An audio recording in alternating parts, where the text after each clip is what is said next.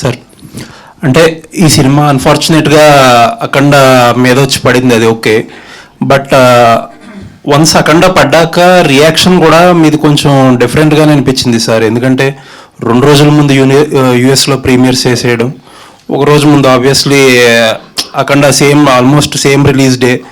అంటే ఒక పెద్ద సినిమా వచ్చినప్పుడు ఆబ్వియస్లీ ఏదన్నా కొంచెం అంటే మీకు ఈటీవీ విన్ ఉంది, మీ digital partner.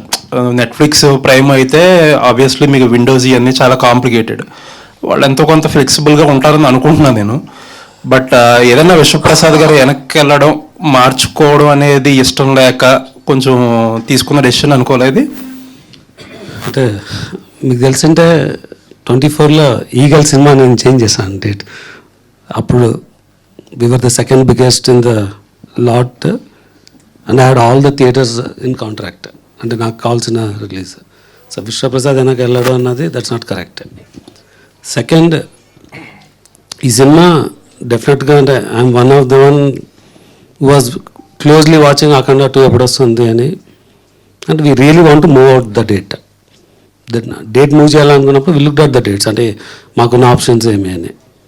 So 19th, 25th లేదంటే జనవరిలో సంక్రాంతి అయిపోయిన వరకు యూనో ద సీజన్. అన్ని సినిమాలు సంక్రాంతిలో వచ్చినప్పుడు 26th is not option. Then February 6th కూడా ఆలోచించడం అంటే మూవ్ అవుదామా అని. February 7th నుంచి వరల్డ్ కప్ ఉంది. సో ఎలా చూసినా మాకు అంటే ఆల్రెడీ మా మార్కెటింగ్ మెటీరియల్ అంతా బయటకు వచ్చేసింది. సో ఆ టైంలో 2 months మూవ్ అవ్వడం కరెక్టా? దానికన్నా మూవ్ అవ్వడానికి ఛాన్స్ లేదు. ఎందుకంటే మార్చ్లో మరీ చాలా ఉన్నాయి సినిమాలు. సో మాకున్న ఒకే ఒక్క option was February 6th. So but already ఇంత మార్కెటింగ్ కంటెంట్ బయటికి వెళ్ళినాక 2 months సస్టైన్ చేయగలమా అన్నది ఒకటి ఆలోచించి మొత్తం టీం అంతా డిస్కస్ చేసుకున్నాము. దెన్ వితౌట్ మేబీ అంటే మూవింగ్ 1 day ఈజ్ ఓకే అని. మీరు చెప్పిన యూఎస్ వచ్చి if I change the schedule నాకు స్క్రీన్స్ దొరకవు యూఎస్లో. ఇప్పుడు వన్స్ యూ లుక్ బ్యాక్ ఏం జరిగిందనేది చూసుకుంటే do you have any regrets?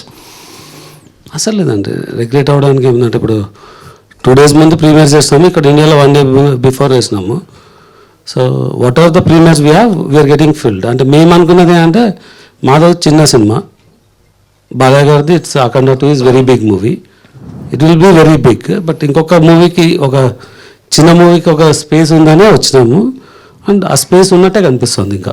సరే అండ్ అఖండ ఈ ఏదైతే ఫైనాన్షియల్ లాస్ట్ ఇష్యూలో జరిగిందో మీరు ఒక స్టేట్మెంట్ రిలీజ్ చేశారు, రాజాసాబ్కి ఏం ప్రాబ్లమ్స్ లేవు ఎక్సెట్రా అని చెప్పి. అదే స్టేట్మెంట్లో యూ హ్యాడ్ ఆ పర్టికులర్ ఏదైతే కార్పొరేట్ ఉందో దాని మీద ఆ అఖండ ప్రొడ్యూసర్స్ కూడా రిలీజ్ చేయనంత స్ట్రాంగ్ వర్డెడ్ స్టేట్మెంట్ మీరు ఇచ్చారు. You should all take legal issue కూడా తీసుకోవాలి, ఇలా లాస్ట్ మినిట్లో ఇబ్బంది పెడుతున్నారా అన్నట్టు సంథింగ్ ఆ టైప్లో చెప్పుకుంటా రాజాసాబ్ గురించి కూడా చెప్పారు. అంటే so where do you stand in terms of Rajasaab? Rajasaab you're coming on January 9th, దానిలో దిస్ నో స్పెక్యులేషన్. రెండవది I mean what I said in that statement. So డెఫినెట్గా ఇప్పుడు అందరు రిలీజ్ బిజీలో ఉంటారు. ఇదైనాక whatever is the damage done, it's a huge damage. అంటే as a media మీరు కూడా you should support and take this forward అనమాట. అది ఆ డేట్ డిస్టర్బ్ అవ్వడం వల్ల there is lot of people who had uncertainty. అంటే మీకు అంటే ఎంటైర్ ఎకోసిస్టమ్కి ఇంపాక్ట్ అయింది. That entire ecosystem should fight back అనమాట, ఇలాంటి అంటే ఇర్రెస్పాన్సిబుల్ యాక్ట్ ఫ్యూచర్లో జరగకుండా. ఎందుకంటే యాక్చువల్లీ అటువంటిదే మీకు కూడా రాబోయింది, ఆల్మోస్ట్ కొంచెం అడ్వాన్స్గా వచ్చింది. కానీ రాజాసాబ్ కూడా ఒక లీగల్ ఇష్యూ ఏదో నడిచింది ముందు. అంటే ఆ కంటెక్స్ట్లో ఏదైనా రియాక్ట్ అయ్యారా మీరు? నేను ఆల్రెడీ చాలా డ్యామేజ్ లా సూట్స్ ఫైల్ చేసి పెట్టినానండి. సో నాకు అంటే నేను అంత వీక్గా ఉన్నాను. సరే అండ్ ఈ సినిమాకి వచ్చేటప్పటికి the best part of this film is ఒక లీడింగ్ బ్యానర్ పిఎంఎఫ్ కొంచెం ఫాస్ట్గా రియాక్ట్ అయ్యా 99 rupees టికెట్స్ పీపుల్లో one of the most debated topics ఇప్పుడు.